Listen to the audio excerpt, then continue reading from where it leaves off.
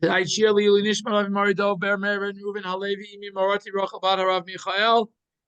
tonight we begin the preparation for Rosh Hashanah.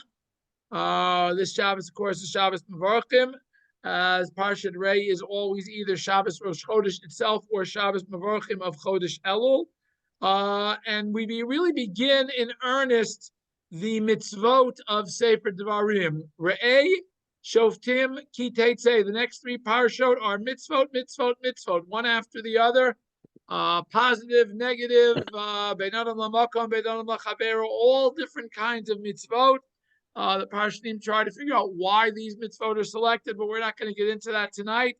Tonight we're going to focus on the laws of kashrut, and we're going to see some instances here of repetition, some instances of some new things, and we're going to go through and try to see what insights we can glean from chapter 14 of Sefer Devarim, which, as I said, is primarily the laws of kashrut. So away we go. Okay. I'm not doing the first two psukim in Perek Yudalad. They are not actually in the Torah. They are a separate Perek. Pasuk Gimel begins a new chapter in the Torah, even though, as I said, in terms of the division of the Torah into chapters, it's Pasuk Gimel of Perek Yudalad, but it begins with, these are what I will call the laws of the Jewish diet, or what we call in English the dietary laws, or at least a significant portion thereof. This is not the entire, but it is a significant portion thereof. And it begins with a very, very simple pasuk of lo tochal kol to'eva. A negative commandment: don't eat anything that is a to'eva. To'eva generally is translated an abomination. Something that is inappropriate. And I think just to give us the framework immediately for this perek, the Torah seems to be telling us that you are what you eat. So if you eat to'eva, you will become a to'eva. Perhaps that's what the Torah is trying to tell us. But then the Torah gets into some specifics. Zod ha'beimah asher tochelu. These are the animals that you may eat.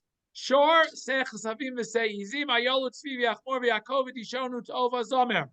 There are 1, 2, 3, 4, 5, 6, 7, 8, 9, 10, 11 different species that you are allowed to eat.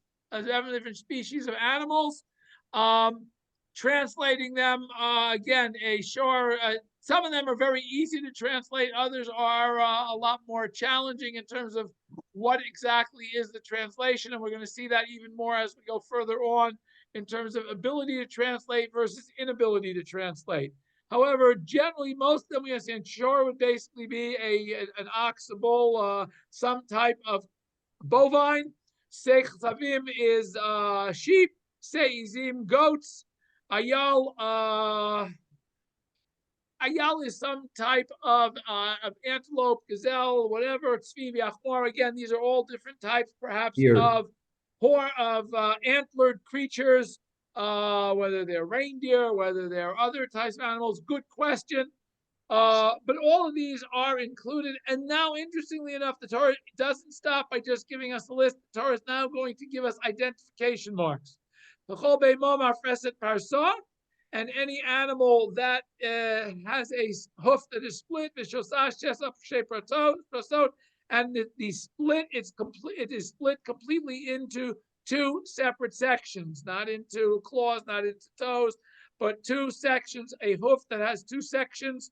The animal that chews its cut, that you may eat. However, the Torah then lists in two psukim the following exceptions to that simple rule of animal that has split hoofs and chews its cud. The specific exceptions are very simple. You may not eat the following animals that chew their cud and have split hooves: gamal, arnevet, and shafan. Again, a gamal, camel, arnevet, hare, shafan, some type of related animal to either a rabbit, some type of hare. Himalege rahema. All of these animals do chew their cud. Ufarsalo ifriso. However, they do not have fully split hooves. Therefore, it's mehem lochem. They are not to be eaten. Chazir, and of course, the well-known exception is the chazir, the pig. Even though it has split hoofs, it does not chew its cud. Tamei ulachem, it is tamei. Mibisaram lo tochelu, from their flesh you shall not eat. Nivlatam lo tika'u, and you are not allowed to. At least the literal translation of that is their carcasses you shall not touch. We're going to see later on that that's not necessarily meant to be taken literally at all times. We're going to see how the Parshanim try to reconcile that pasuk and how it's to be translated, because it is not an all-encompassing prohibition of touching carcasses of dead non-kosher animals. We then go from land creatures to sea creatures. Interestingly enough, even though in the land animals we first have a list and then some simanim, when it comes to the fish or the ocean creatures or water creatures, we get only the signs. This you're allowed to eat from everything that is in the water. Whichever has snapir v'kaskeset, fins and scales, tochelu, you may eat. Whatever does not have fins and scales, you may not eat. Very simple. Simple wording, straightforward. Has fins and scales? Yes. Doesn't have fins and scales? No. Simple. Then we get to birds or flying creatures. I shouldn't say birds because it's really flying creatures. Called tzipor tahora tochelu. Tzipor is generally a bird. Every pure bird you may eat. Okay, so again, we start with a general principle. Then we're going to have a list of particulars. These are the birds you may not eat. Hanesher, Haperes, Osnian. There's a list here of 3, 4, 5 psukim, which goes actually all the way down to a Chasidah, Nafal, Luminava, Diltifat, Viatalef. All of these are not to be eaten. Translation of each of them, great question. We don't know the translations of some of these. Some of these we can conjecture. Some of them we have no clue. And therefore, we have a problem when it gets to birds. Any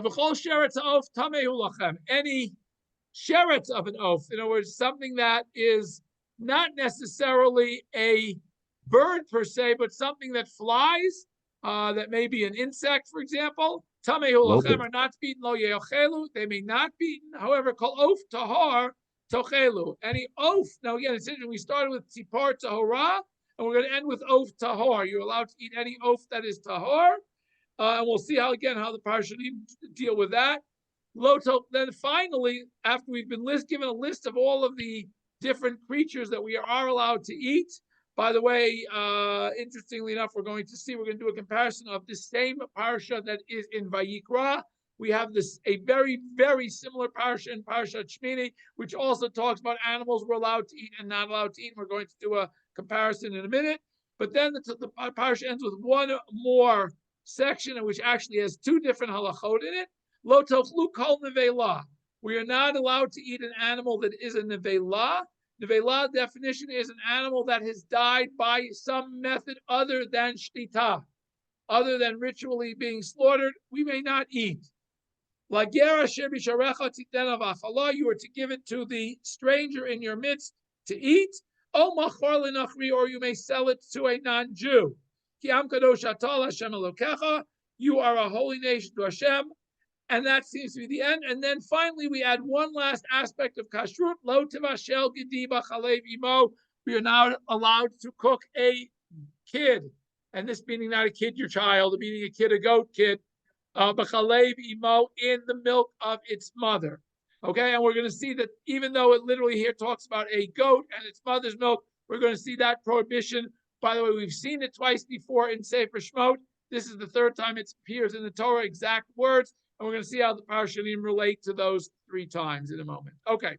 Now, again, I said, we're going to do a comparison, pasuk by pasuk, of this parsha that we just read and the similar parsha in Sefer Vayikra, Parshat Shmini. And we're going to see some differences. And we're going to try to, as I said, give us a little bit of background as the Parshanim are going to try to discuss some of these differences. Okay. So, interestingly enough, our parsha begins with a very general statement of Lo tochal kol to'eva. You're not allowed to eat anything that is a toiva, anything that is an abomination, that is inappropriate. The parsha in Vayikra begins very simply by Hashem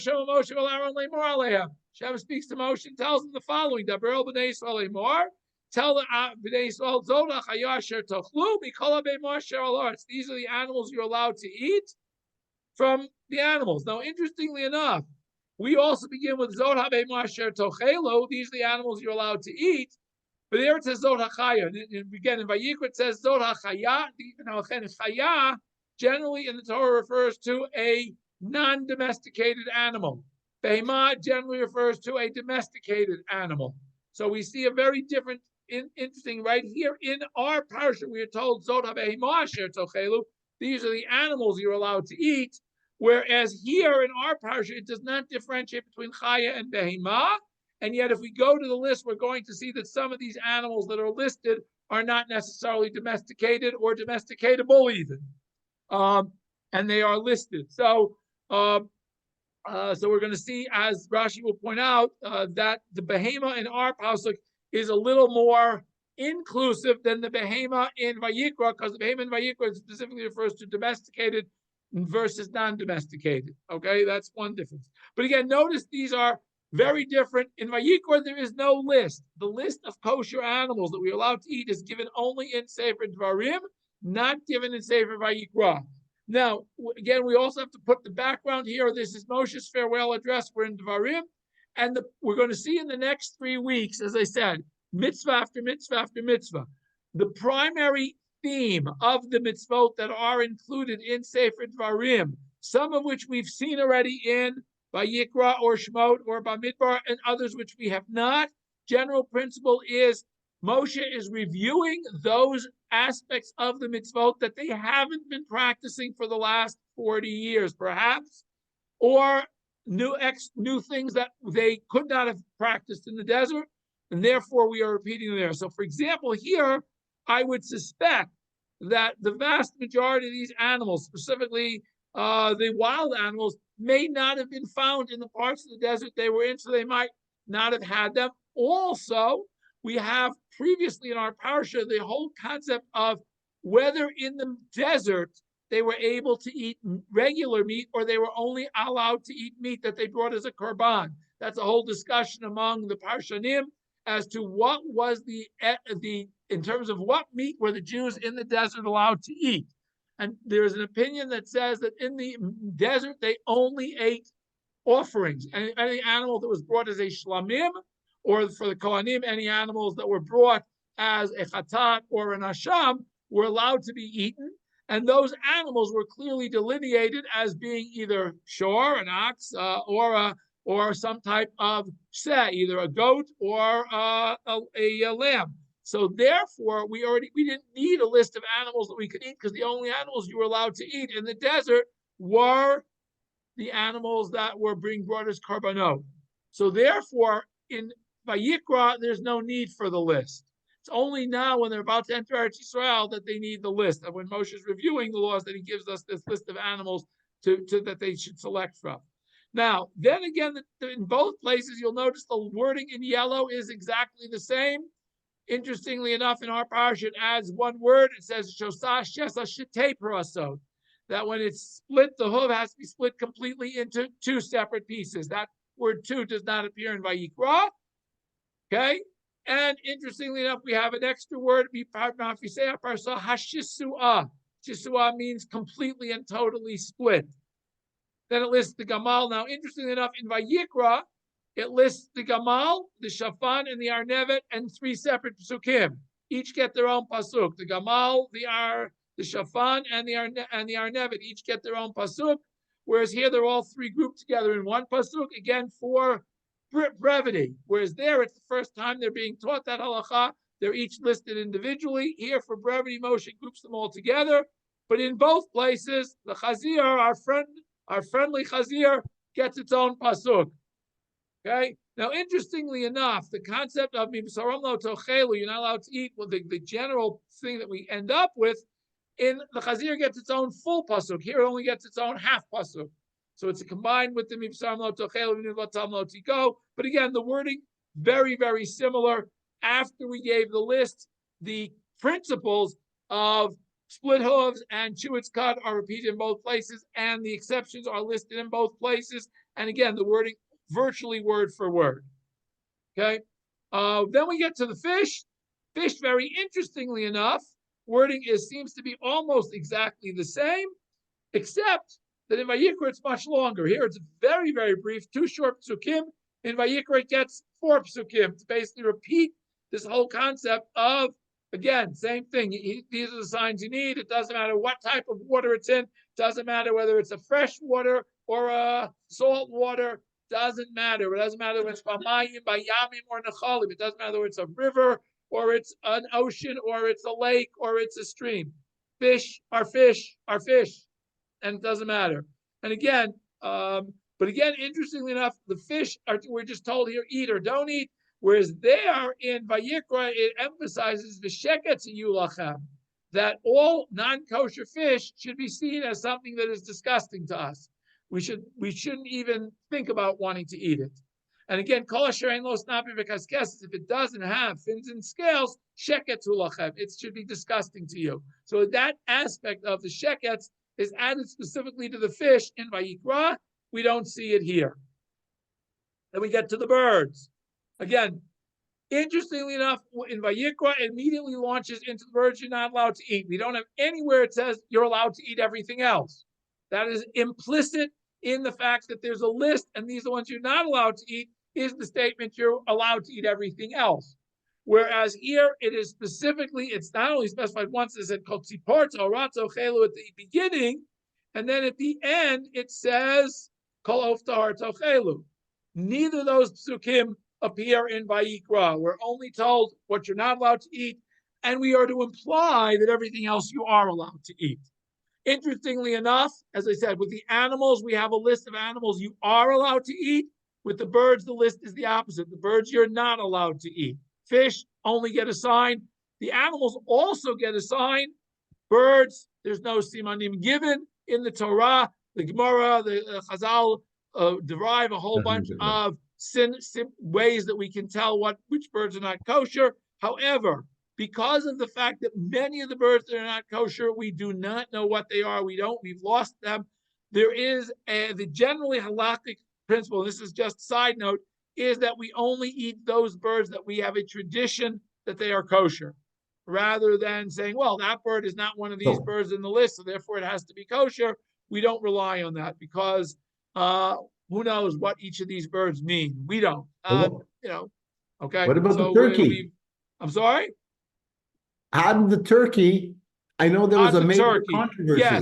Yes, the turkey was a major controversy. And by the way, there are poskim who say that turkey is not a kosher bird, or that it's not. We don't know if it's a kosher bird, and we absolutely do not have a long enough tradition of eating turkey. And there are people who do not eat turkey. I know people who do not eat turkey. Okay, because turkey, being a native North American bird, was not known to the Europeans, to the Jews in Europe, and therefore there was no tradition. However, it appeared that when the first question was asked, the question was, okay, what birds do turkeys hang out with and what type of characteristics do they have? And therefore, there are those that do eat turkey because it is clearly among the types of birds that we do eat. It doesn't have any of the characteristics that the Gemara lists, and therefore they said, okay. But you're right, that is correct. But again, that's why I said in general, I didn't say always. In general, we only eat birds that we have a tradition to eat. Okay. Interestingly enough, I didn't bring it down here in the comparison. The concept of nevela and lo tfashel gedi does not appear in Vayikra. However, in Vayikra, after the end of this, we have a whole section that talks about insects and locusts, which we do not have here in our parsha. Okay, again, an interesting comparison between the two. Okay, let's go now, of course, as we usually do, to the parsha, and we'll start, of course, with Rashi, as we generally do. Kol toiva. Now, again, we start with the pasuk lo tochal kol toiva. You should not do anything that is an abomination or a toiva. Now, Rashi translates this toiva as meaning kol sheta'avti lach. Whatever I, Hashem, have declared as being inappropriate to eat should be something you consider inappropriate to eat. Very simple. Should be considered toiva, something that is an abomination. Now, Rashi then goes off to some very, very strange case, which I'm going to quote here. We have a general principle here. A bechor, a firstborn kosher animal, as I said, primarily a goat, a sheep, or a cow. A firstborn bechor has to be brought as a korban. You may not, it has a sanctity from the moment it is born. You may not slaughter it until it develops its own some type of blemish or disfigurement that causes it to no longer be suitable to be brought as a korban. Then you may redeem it, and you may eat, and the Kohen may redeem it and may slaughter it and eat it because it's the Kohen's property. But Rashi brings the following example: Shim tzoram ozen bechor. A Kohen didn't want to wait until this animal got its own blemish. It decided to go ahead and speed up the process by chopping off or cutting some type or doing something to the ear of this bechor, to the ear of the firstborn, in order to be able to slaughter it, not have to bring it as a korban. This is something that Hashem says is not appropriate. Call mumlo yiyabo, because a Kohen is not allowed to blemish this bechor. So since he has transgressed by blemishing it, this now becomes a davar toiva. Rashi says, "Uvala v'limed kan." This pasuk of lo tochal kol toiva has nothing to do with all of this other stuff that immediately follows it. Rashi says, it doesn't have anything to do. But the additional law that it comes to teach is shelo yishochet v'yochal oto hamum. Once somebody has willfully and intentionally placed a blemish in this animal, this bechor, you may not slaughter it because of this blemish. You got to wait till it develops a blemish of its own before you can legally slaughter it and eat it. Similarly, Rashi goes down to the next case. Bashal basar b'chalav, a person who cooks meat and milk together, makes a nice good chicken, not chicken. Now let's make a beef chowder with nice milk and beef. Harei davar sheta'aftilach. This again is something that I've told you shouldn't be eating. V'hizir kan al achilato. And Rashi adds that this pasuk of lo tochal kol toeva comes to add, because again it says lo tavashel gediba chalev, you're not allowed to cook it. So I might have thought if somebody else does the cooking, you can go ahead and enjoy it. Rashi says no. This pasuk of lo tochal kol toeva comes to tell you that you're not allowed to even eat the basar b'chalav, the meat and milk that were cooked together. Okay. Is chicken basar? No, I'm sorry. Is chicken basar? Is chicken basar? I hope we will get to that as we go through the parshanim. But that's an excellent question, and it's a machloket in the Gemara whether basar oaf is included in basar oaf, being that birds generally are non-mammals and do not produce milk. Since it says chalev imo, it has to be milk from a species that generates milk. That becomes a machloket in the Gemara whether basar oaf is included or not included in the whole concept of basar b'chalav. I don't know if we'll get to it, but yes, that's a good question. Okay, now Rashi, as I said, remember before I said that in Vayikra it says chaya and behema explicitly, and our parsha it only lists zot habehema, and then it lists ayal, tzvi v'yachmor, which are seen as, by Rashi, or at least Rashi's translation and Rashi's Nesara says these are all non-domesticated animals, some types of wild gazelles, antelopes, whatever they might be. Lamadnu, Rashi tells us this pasuk of Zod HaBehema teaches Shachaya Bichlal Behema, that non-domesticated animals, chaya, wild animals, are also included in the general term Behema. Behema does not mean only domesticated animals. It means all domesticated and non-domesticated land animals.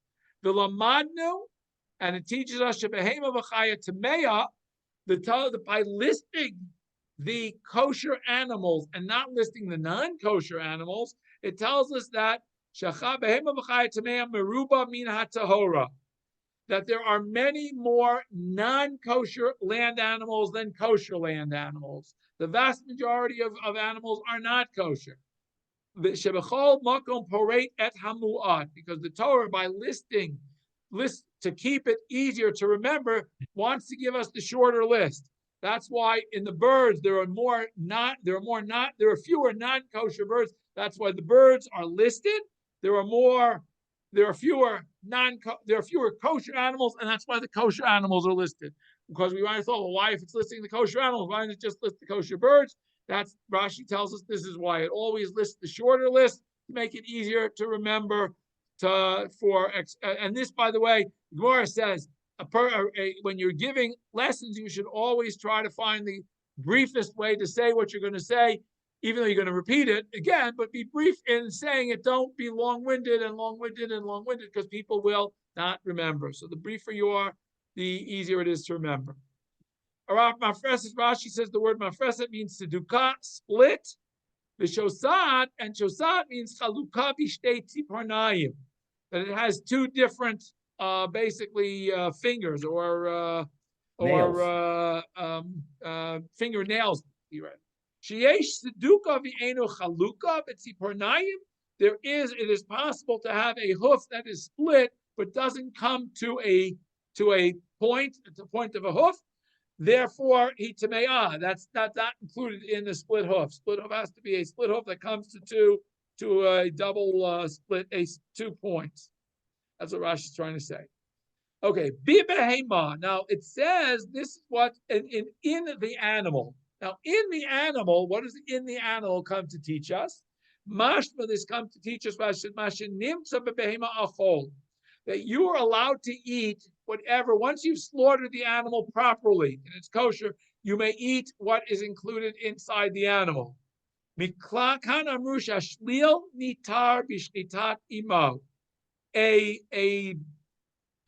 pregnant, if you slaughter a pregnant cow, what is found inside the pregnant cow, even if it's already a viable animal, is permitted because its mother has been shechted. This, by the way, is Torah law.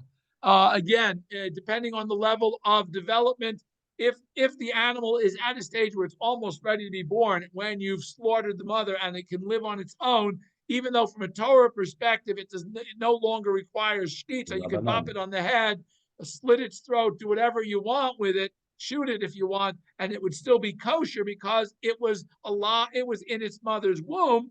Nonetheless, rabbinically, it requires shkita. Okay, even though, as I said, from a Torah perspective, it does not. Rabbinically, it does require. But Rashi is telling us where we learn out that Torah perspective law is from this word of bibehema, inside the animal.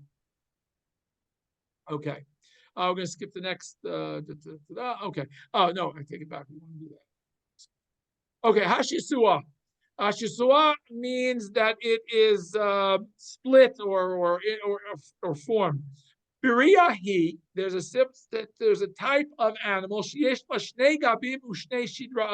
that has 2 backs and 2 spines. Okay, so that's what hashisua comes to teach us, that it may not, that it may, if it has a double back or a double spine, it cannot be eaten. Amru Rabotenu, lama nishnu. Why the Gemara asks the question, why do we have, I just showed you that 90% of this whole chapter is a straight repeat from Vayikra. Why is it repeated? To add this word of shisuah, that it's forbidden, and the ofot b'pnei hara'ah, and the oath to add one species, which is the ra'ah, which is not included in Vayikra. So there are some things that are added in our parsha, and that's why it's repeated. Now, again, I told you that it says you're not allowed to touch their carcasses, but we know, by the way, that that's not a general principle. That you're allowed to touch a dead animal, an animal carcass from a non-kosher animal. There's no reason you can't touch it. Rabotenu Pirshu. So the Chachamim explained this first to me. Wait a minute, the Torah says you can't. Viregel. This is talking about during the Chagim, when you have to be tahor because you're going to the Beit HaMikdash, then you're not allowed to touch these carcasses because they transmit tumah. Not that it's asur, but if you do touch them, they transmit tumah, that you can't enter the Beit HaMikdash. Adam chayiv l'taret atzmo beregel. Person is supposed to purify himself before the Chag to be able to go up to Yerushalayim.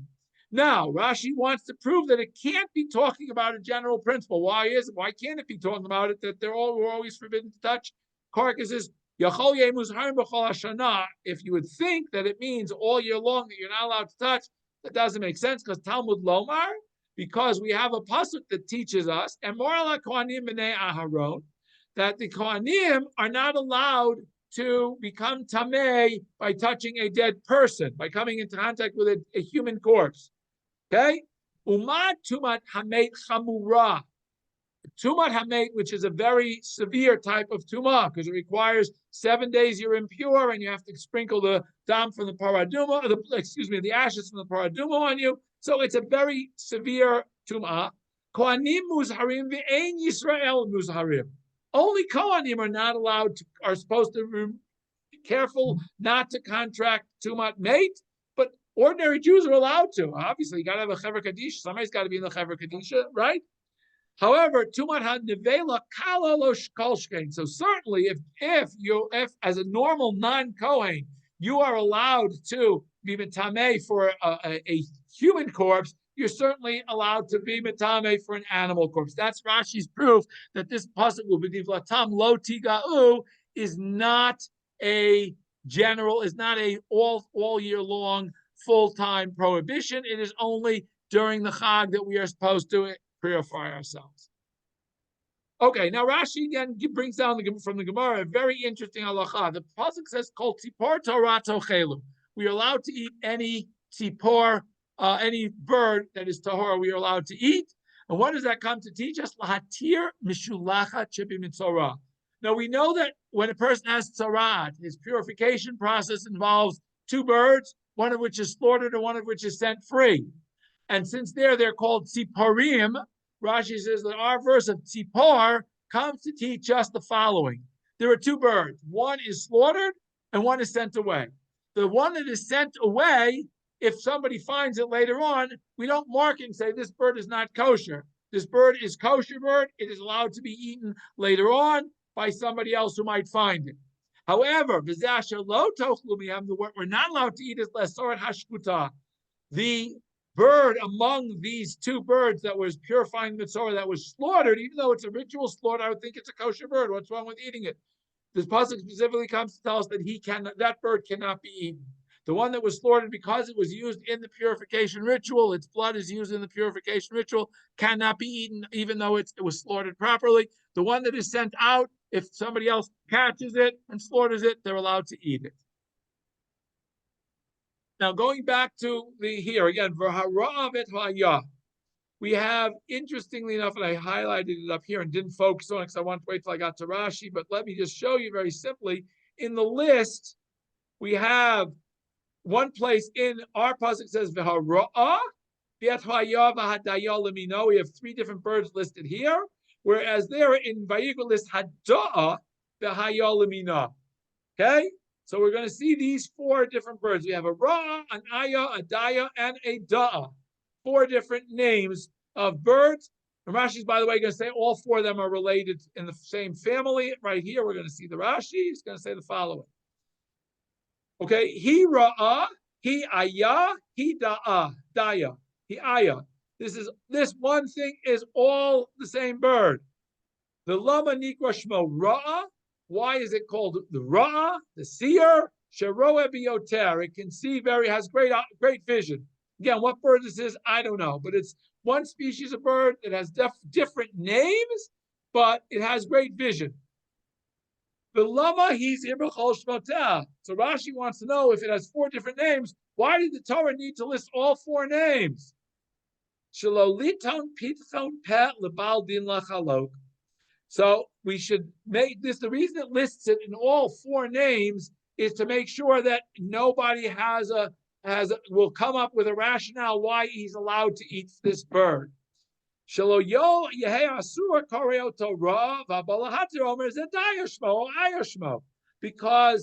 the person who wants to rationalize away will say, no, that's not called, we don't call that a raw here. You may call it a raw, so you don't want to eat it, but we don't call that here. We call it a daya or an ayah. And that's not forbidden. So therefore, it lists all the names that it has so that nobody should be able to say, well, I don't call it that, therefore I can eat it. So you shouldn't mistake it and say, oh, I can eat it. Therefore, the Torah says all the names. Now, interestingly enough, Rashi then adds, when it comes to bird, it lists individually all of the ones that you're not allowed to eat. Lilamei, to teach us. Sha'ofot hatorim merubim alatmeim. There are many more kosher birds than non-kosher birds. Unfortunately, we don't know what all of them are, but there are. Lefikach parat hamuat. Therefore, the Torah lists the smaller contingent. Then Rashi goes to all the different names of some of them. Tells us why their name. Shalach is hasholadagi min hayam. It's a bird that it's a fish catcher. Some say it's the pelican. Others say it's the cormorant. Whatever. These are all different types of birds that are known for their massive beaks that can swallow fish in huge gulps. Duchivad is, Rashi again tells us what it is. Sheretz ha'of. Okay. Now, what it says, all sheretz ha'of tamihu lo yochel. We're not allowed to eat. Heim hanemuchim. These are those that are low. Barochshim al aretz, that crawl or travel on the earth. Kigon zivuvim, like bees. Tziraim. Other tzira is hornets. Kagavim. Grasshoppers. Locusts. Tameim that are not kosher. Heim krim sheretz. They are called crawlers. In other words, basically insects that are not kosher. However, you are allowed to eat any oaf that is tahar, below it hatameh. Obviously, not something that is tameh, with ones we just listed. Now, why does it, after it's just listed all these that we're not allowed to make, why does it say we're allowed to eat all the non-kosher ones, all the kosher ones? Excuse me. It comes to teach us that not only when we eat something inappropriate, not only do we transgress a negative command, we are also transgressing a positive command. Similarly with animals, we are told you're allowed to eat these animals, and these you're not allowed to eat. So again, you're allowed to eat these, the kosher ones you may eat. You're not allowed to eat a non-kosher behemah. And since this prohibition of not eating is learned from the positive, again, there's a positive and a negative command. It is to teach us that not only is there a negative command not to eat a pig, but there's a positive command not to eat a pig, because we are only told we're only allowed to eat non-pigs or certain animals that are non-pigs. So by doing that, the Torah wants to teach us how severe the transgression of eating non-kosher animals is. It's not just, okay, so I've done some negative commandment. You've transgressed a negative commandment and the positive commandment of eating the appropriate things. Although there's no commandment that you have to eat these animals. The point is, if you want to eat animals, these are the ones you may eat. Okay, so we shouldn't think that the Torah here is not commenting on vegetarianism versus non-vegetarianism. I want to make that point very clear. The Torah, the only commandment we have to eat meat is when it's a korban that we are obligated to eat. But the Torah here is not saying these are animals you have to eat. They're saying these are animals, if you would like to eat meat, you are allowed to eat meat. So just want to make sure that we don't translate, the Torah commands us to eat meat. Here it doesn't. While there are other places it does, here it doesn't. Okay? Now, then the Torah ends with this pasuk of when we have a nevelah, when we have an animal, even maybe a kosher animal, but it's a kosher animal that died without proper shtita, what are we to do? We are to give it gerash to the stranger in our midst, in our gates, or we are to give it to them or sell it to a non-Jew. So Rashi says, what type of stranger, what type of ger are we dealing with? Clearly, we're not dealing with a ger tzedek, a person who's converted to Judaism, because just like a Jew is prohibited from eating these animals, so too is a convert. So Rashi says we must be talking about that special type of ger, a stranger who's called a ger toshav. What is a ger toshav? What is the definition of a ger toshav? This is what we call a resident stranger. What is a resident stranger? Which seems to be, by the way, an oxymoron, a resident stranger. A resident stranger is somebody shekibel alav shalolav avodah zara, who has accepted not to worship idols, the ochel nevelot, and therefore he's allowed to eat non-kosher food. He hasn't become a Jew that he keeps all 613, but he has accepted upon himself the 7 Noachide mitzvot, including, which means he repudiates idolatry, he accepts God, and he accepts certain mitzvot. Among them, obviously, don't murder, don't steal, etc. but he is allowed to eat non-kosher food. He doesn't have the same restrictions that we have. The only restriction he has in terms of diet is he doesn't eat an animal that a limb, aver min achai, is one of these mitzvot that he has accepted, that he doesn't cut off a limb from a living animal and barbecue it and eat it, or eat it raw or whatever. Okay, that's the exception in terms of kashrut for a goy, for a ger toshav, excuse me. Okay, ki am kadosh ata, you are holy. Kadesh atzmocha b'mutalach, you should sanctify yourself by eating that which is permitted. Devarim hamutarim v'achem nohagim b'hem isar al titirem lebifneihem. Similarly, if somebody has something that they, even though it's permitted, they've decided they want to be more machmir and they say it's asur for them. In other words, let's say they, like a Nazir who says, well, I don't want to drink wine, al tatirem bifneim. Don't say to them, don't show that they're permitted in front of them. Rashi says. So again, is also how we relate to others, that we shouldn't try to belittle others who have accepted certain stringencies upon themselves. Okay, we're told not to cook a kid in its mother's milk. Shalosh pamim. This, as I said before, is listed in the Torah 3 times, twice in Sefer Shemot, once a year. Parat, this comes to include l'chaya, uli ofod, ulbehemo tameya. That there are 3 different types of animals that we are not supposed to be eating. But again, it excludes from the mitzvah of basar b'chalav. If you take a non-kosher animal, cook it in milk, you're not allowed to eat it because you have the non-kosher animal, but you haven't transgressed the commandment of lo tfashel gediba chalev imo, of mixing milk and meat. Mixing milk and meat is only when the milk is kosher and the meat is kosher separately, and you put them together. That's exactly what Rashi wants to say. So it comes to exclude all of the above categories. It doesn't matter whether it's a domesticated animal, a non-domesticated animal, whether it's a bird. All of them are not, if it's not kosher to begin with, doesn't matter. Similarly, if the milk is not kosher, if it's a kosher animal, but the milk is from a non-kosher animal, also you haven't transgressed the mitzvah of cooking meat and milk, because meat and milk only is when the milk is kosher milk, the meat is kosher meat. By mixing them together and cooking them, that's where you've transgressed. Rashi wants to emphasize that. Okay, let's go to the Ramban.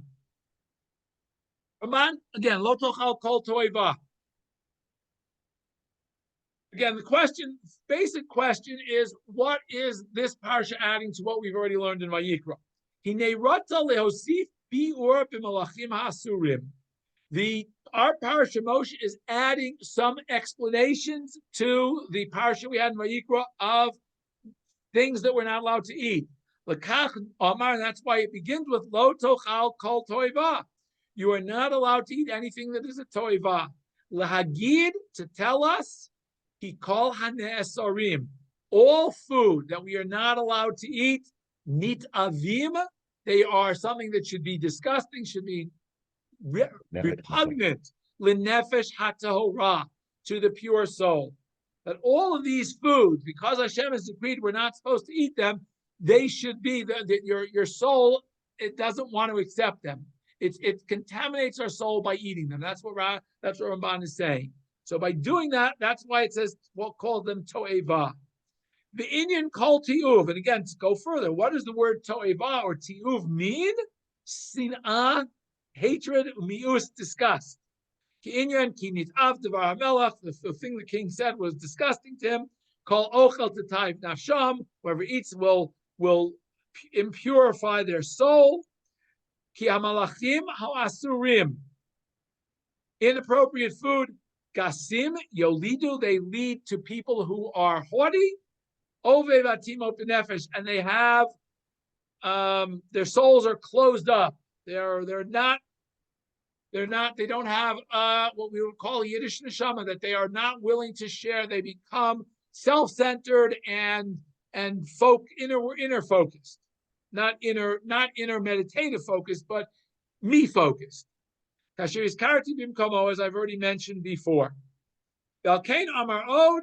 That's why it says kol of tahor tochelu. You're allowed to eat any pure bird. Lagit ki eila asher asar. All these birds that are listed in the list of birds we're not allowed to eat, nit avim. They are disgusting. Bashar, all the rest, Torim or Uyim Lenefesh Torah. They are pure, and therefore they are suitable to eat for somebody who wants to maintain purity of their soul. Again, obviously, this is Ramban's take on the whole concept of kashrut. Has nothing to do, and I think here he's trying to focus on differentiating himself from those who wanted to say that all of the laws of kashrut are physical health based. Ramban is very, very strongly coming out and saying, no, there's no physical health point here. This is strictly a spiritual health point. All of the laws of kashrut are very, very focused on the spiritual side of our being, not the physical.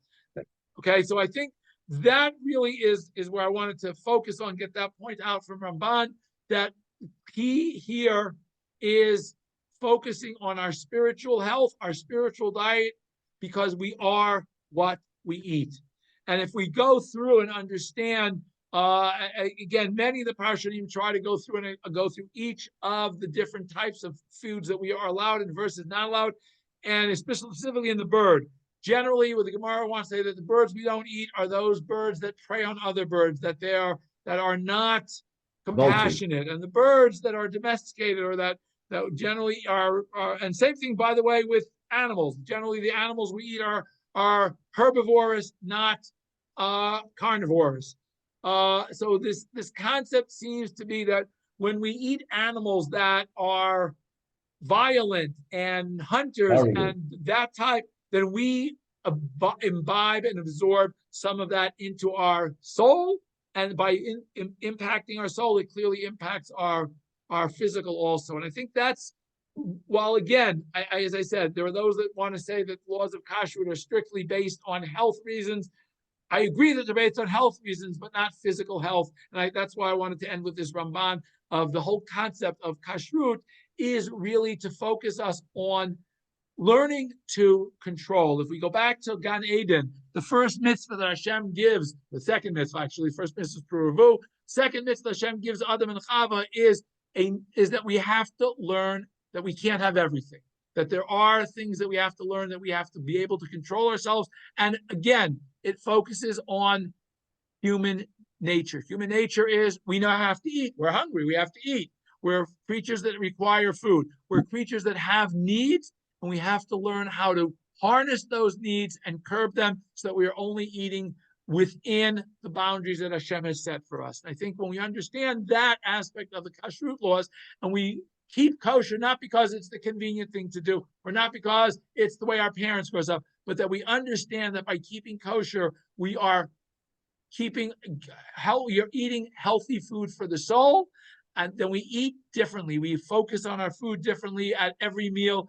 This is, again, many of the laws of kashrut, whether it's draining the blood, whether all of these are to focus us in on the fact that Hashem has decreed that we're not supposed to eat like gluttons, eat ravenously, that we are supposed to eat to be healthy, not be healthy to eat. And I think that lesson clearly comes out from the way the Parshanim look at this Parsha. And I hope and pray that we understand that lesson so that we can all be healthy, live healthy lives, both physically and spiritually, and we can ultimately be able to teach that to the world so that we can ultimately thank you all for joining. I'll open up now questions, comments, and feedback at this point. Anybody have any questions or comments? Thank you very much. Thank you, Aaron. Okay, take good care. Have a good rest of the week. Bezrat Hashem, Shabbat Shalom, and Chodesh Adar, soon, Chodesh Elul. Soon we'll be able to wish you a Shana Tova, but I got to wait another week to do that. So take good care, everyone, and we'll see you all. Be well, and we'll see you Hashem next week, same time, same place. Yeah. Laila Tov. Laila Tov.